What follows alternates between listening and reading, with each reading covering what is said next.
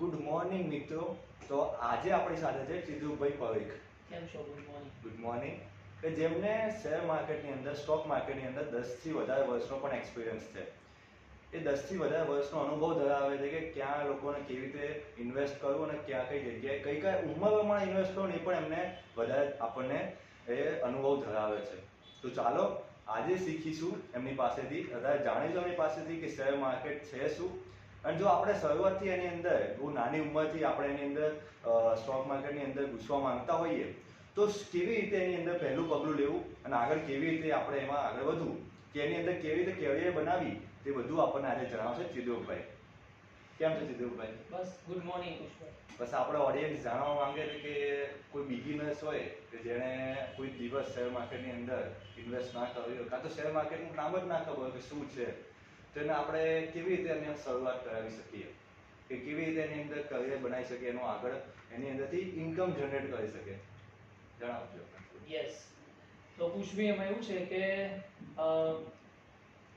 Data એવું કહે છે છેલ્લા 30, 40, 50 વર્ષનો અને ગ્લોબલી દરેક કન્ટ્રીનો, ઇન્ડિયા બી આવી ગયું, કે લાંબા ગાળે બે જ વસ્તુ, બે પ્રોડક્ટ એવી છે કે તમને સંપત્તિ સર્જનમાં મદદરૂપ થઈ શકે છે.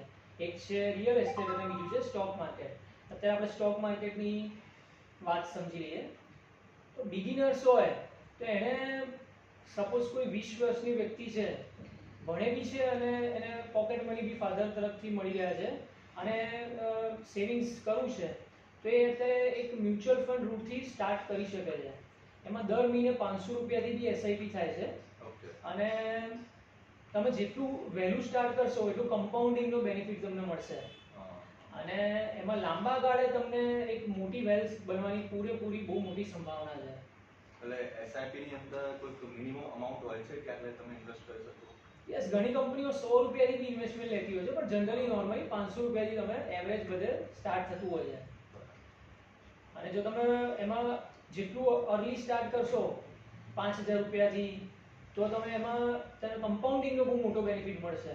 તમને ઈચ્છા છે કે મારે 50 વર્ષે રિટાયર થઈ જવું છે, તો આ એક એવું ટૂલ છે કે તમને જો એમાં ડિસિપ્લિનથી તમે કન્ટિન્યુ ફોલો કરશો તો લાંબા ગાળે તમને એ ટાર્ગેટ, તમારું જે સપનું છે એ પૂરું કરવામાં પૂરેપૂરું મદદરૂપ થશે. એટલે આની અંદર દર મહિને પૈસા ભરવાના હોય છે કે 6 મહિને, ક્વાર્ટરલી હોય છે કે કેવી રીતે હોય છે? યસ, દર મહિને ઇન્વેસ્ટમેન્ટ કરવાનું હોય છે. SIP, systematic investment plan. એટલે એક સર્ટેન એમાઉન્ટ તમારે નક્કી કરવાની હોય.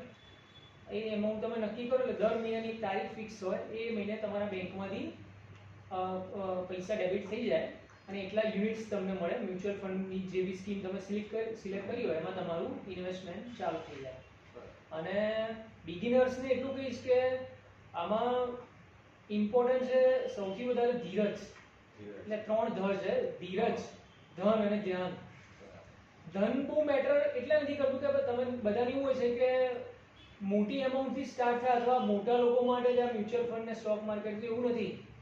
તમે 100 રૂપિયા અને 500 રૂપિયા બી જે નાની સ્મોલ એમાઉન્ટથી ઇન્વેસ્ટમેન્ટ કરી શકો છો અને એને એક ટાર્ગેટ બનાવીને તમે પછી અમુક ટાઈમે તમે એને ચેક કરતા રહો અને પછી એમાં ઇન્વેસ્ટમેન્ટનો વધારો કરતા રહો તો બી તમને એક મોટી એમાઉન્ટ, મોટું કોર્પસ ભવિષ્યમાં મળે છે.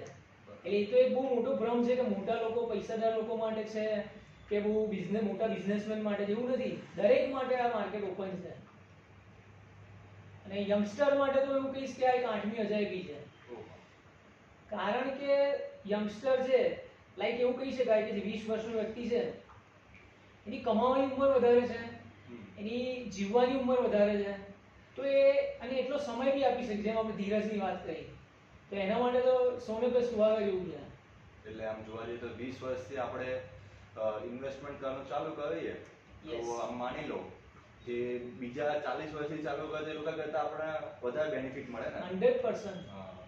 40 વર્ષનો વ્યક્તિ છે, એની જવાબદારી બહુ વધારે છે, કદાચ બહુ મોટી, એને ખબર છે તો બી મોટી એમાઉન્ટ ઇન્વેસ્ટ કરતા ખચકાશે, કારણ કે એના બાળકોનું એજ્યુકેશન, મેરે બધા મોટા ખર્ચા ઉભેલા છે એ એના પડાવ પર ઉંમરના. પણ 20 વર્ષનો વ્યક્તિ છે એ થોડો ફ્રી હશે, અનમેરિડ છે, એટલી જવાબદારી નહીં હોય, તો એ વધારે એમાઉન્ટ ઇન્વેસ્ટ બી કરી શકશે અને સમય બી એટલો વધારે આપી શકશે. કમ્પાઉન્ડિંગ નો ખેલ છે બધો. યસ. જેટલા વર્ષ વધારે રાખો એટલા વર્ષ આપણા પૈસા વધારે કમ્પાઉન્ડિંગ થતા વધી જાય. યસ. ધીરજ, ધન અને ધ્યાન. અને બીજું આપણે વાત કરીએ એટલે બિગિનર્સ માટે મ્યુચ્યુઅલ ફંડ સ્ટાર્ટ કરવું. લાઈક કહેવાય ને કે ભાઈ કોઈ આપણે ક્રિકેટનું એક એક્ઝામ્પલ આપું છું કે કોઈ નવો વ્યક્તિ હોય તો એ પહેલા ટેસ્ટ મેચથી થોડી શરૂઆત કરે. ટેસ્ટ મેચમાં એમાં એને ધીરજની પરીક્ષા થાય હા કે ભાઈ ગમે તેવા બોલ આવે, ગમે તેવું સ્લેજિંગ આવે, તમારે ટકી રહેવાનું છે. અને પછી જ્યારે બોલર ખરાબ બોલ નાખશે ત્યારે એનો ચોકામાં કે 3-4 રનનો ઉપયોગ કરી લેવાનો છે. બસ સેમ આમાં એવું છે કે તમે દર મહિને એસઆઈપીમાં ઇન્વેસ્ટ કરતા રહો અને રિટર્નની બહુ ચિંતા ના કરો. એ એક નાનો છોડ જેને રોજ તમે પાણી આપો છો એવું બી એક્ઝામ્પલ લઈ શકાય. અને ધીરે ધીરે એ વૃક્ષ બનવાની પૂરેપૂરી સંભાવના છે. એટલે તમારા ધીરજ, ધન અને ધ્યાનમાં ધીરજ ખબર પડી ગઈ, ધન ખબર પડી ગઈ. હવે ધ્યાનમાં શું રાખવાનું હોય છે? બસ ધ્યાનમાં એ જ છે કે તમે એક તમારું ડિસિપ્લિન છે કે દર મહિને તમારા ઇન્સ્ટોલમેન્ટ ડેબિટ થાય છે, એ જ પહેલું ધ્યાન. બીજું તમે બહુ માર્કેટની ઉતાર ચઢાવની અથવા બહુ વધારે પડતા ન્યૂઝ જોવાની બી જરૂર નથી. રીઝન છે કારણ કે તમે જોબ કે બિઝનેસ કરતા હશો તો તમે એટલું આમાં રોજ ધ્યાન નહીં આપી શકો. રોજ તમે અને મ્યુચ્યુઅલ ફંડમાં એ રોજ યુનિટ જોવાની બી જરૂર નથી કારણ કે છેલ્લા 30-50 વર્ષનો ડેટા કહે છે કે તમે મ્યુચ્યુઅલ ફંડમાં કોઈ ફંડ મેનેજરને વિશ્વાસ ઉપર તમારા પૈસા આપ્યા છે તો એ પૈસા કઈ રીતના ઇન્ક્રીઝ કરવા એ કામ ફંડ મેનેજરનું છે. તમારું કામ છે ડિસિપ્લિનથી ઇન્વેસ્ટ કરવાનું.